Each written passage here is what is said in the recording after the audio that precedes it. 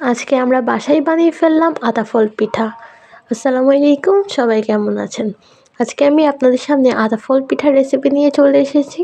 তো চলুন দেখে নিই কীভাবে আতা ফল পিঠা বানাতে হয়। এর জন্য প্রথমে একটা কড়াইয়ে আমরা কিছু নারিকেল দিয়ে দিচ্ছি। এরপর এর মধ্যে দিয়ে দিব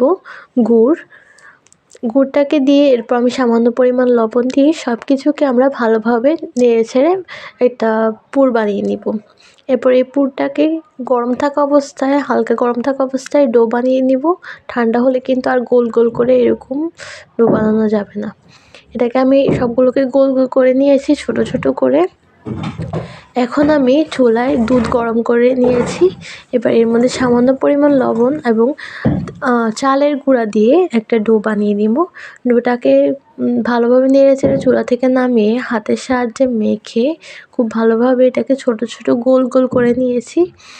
এবার এই গোল গোলগুলোর মাঝখান থেকে আমি একটু জায়গা খালি করে এর মধ্যে আমি যে পুরটা রেডি করে রেখেছিলাম ছোট ছোট গোল গোল করে, ওইগুলা দিয়ে ভালোভাবে ছোট ছোট আমি আতা ফলের যে কোষগুলো হয় ওগুলো বানিয়ে নিচ্ছি। সবগুলোকে হাতের সাহায্যে খুব ভালোভাবে গোল গোল করে ঘুরিয়ে শেপ দিয়ে দিতে হবে।